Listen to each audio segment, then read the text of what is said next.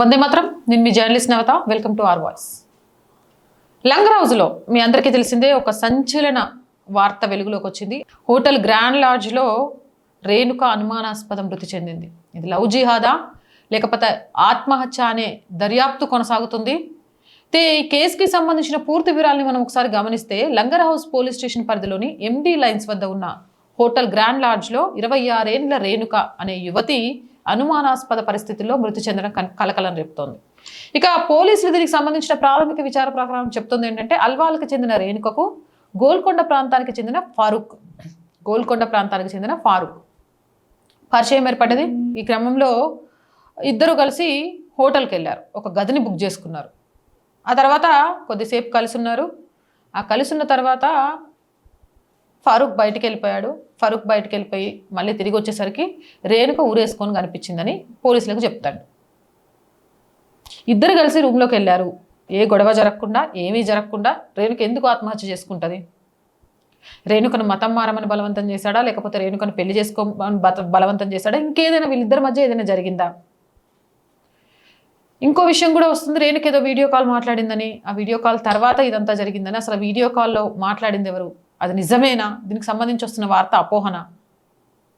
కానీ రేణుక కుటుంబ సభ్యులైతే చాలా క్లియర్గా చెప్తున్నారు, ఆమె ఆత్మహత్య చేసుకునేంత పెరిగిది కాదు అని. ఫరూకే హత్య ఉంటాడు. దీని మీద పూర్తి ఎంక్వైరీ చేసి తన కూతురికి న్యాయం చేయాలని కోరుకుంటున్నారు. దీంతో లంగర్ పోలీసులు ఘటనా స్థలానికి చేరుకొని మృతదేహాన్ని పోస్ట్ మార్టం చేసి ఆసుపత్రికి కూడా తరలించారు. కేసు నమోదు చేసుకుని ఫారూక్ని అదుపులోకి తీసుకున్నారు.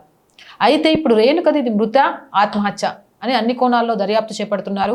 ఫోరెన్సిక్ ఆధారంగా వివరాలు వెల్లడి కానున్నాయి. ఇంకా ఫోరెన్సిక్ సంబంధించిన ఆధారాలు రావాలి. ఇక్కడ ఒక విషయం చాలా క్లియర్గా నేను చెప్పాలనుకుంటున్నాను. ఈ ఓల్డ్ సిటీ ఏరియాలో ఈ మధ్యకాలంలో లవ్ జిహాద్ కేసులు చాలా బయటకు వస్తున్నాయి. ఇక్కడనే కాదు, దేశవ్యాప్తంగా బయటకు వస్తున్నా కూడా హిందూ ఆడపిల్లలు ఎందుకు వినట్లేదు? నువ్వు ఎలా నిర్ధారణ చేస్తావు ఇది లవ్ జిహాద్ అని?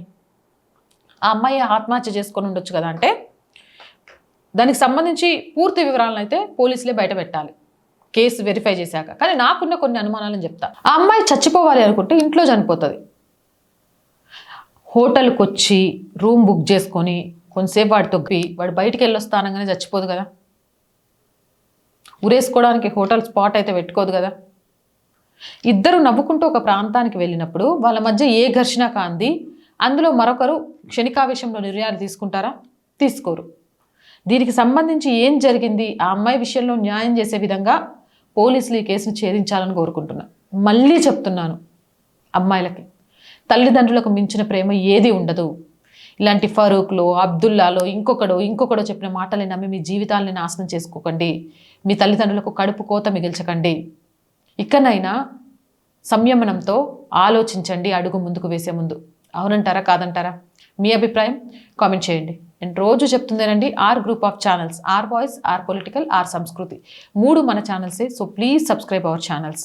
కంటెంట్ బాగుంది అనిపిస్తే లైక్ చేయండి, షేర్ చేయండి, అలాగే మీ అభిప్రాయాన్ని కామెంట్ చేయండి. అండ్ ఆర్థికంగా ఆర్ వాయిస్కి మీ చేయూత చాలా అవసరం. First week salaries, rent, maintenance ఇలా చాలా ఉన్నాయి. మేము బ్రేక్ ఈవెన్కి చేరుకోవడానికి చాలా కష్టపడుతున్నాం, కానీ బ్రేక్ ఈవెన్కి చేరుకోలేకపోతున్నాం. త్వరలోనే చేరుకుంటామనే ఒక నమ్మకం ఉంది. అప్పటిదాకా మాత్రం ఈ ఛానల్ని ముందుండి ఆర్థికంగా నడిపించాల్సిన బాధ్యత మీదే. మీరున్నారు కాబట్టి ఈ ఛానల్ నడుస్తుంది. అలానే నడిపిస్తారు అని ఆశిస్తున్నాను. ఆర్థికంగా సపోర్ట్ చేస్తూ ఈ ఛానల్ని నిలబెడతారని కోరుకుంటున్నాను. ఆర్థికంగా సపోర్ట్ చేయాలి అనుకునేవారు సబ్స్క్రిప్షన్ పక్కనే జాయిన్ అనే బటన్ ఉంది. 1 to 5 లెవెల్స్ ఉన్నాయి. ఏదో ఒక లెవెల్లో సపోర్ట్ చేయండి. లేదా స్క్రీన్ మీద గూగుల్ పే, ఫోన్పే నెంబర్ ఇచ్చాము, వాటి ద్వారా సపోర్ట్ చేయొచ్చు. లేదా అకౌంట్ డీటెయిల్స్ కూడా ఇచ్చాము, అకౌంట్ డీటెయిల్స్ ద్వారా కూడా ఆర్థికంగా మాకు సపోర్ట్ చేయొచ్చు. అండ్ వ్యాపార ప్రకటనల ద్వారా కూడా మాకు అండగా నిలవచ్చు. 8328 500 576 నెంబర్కి కాల్ చేయండి. జై హింద్, జై భారత్.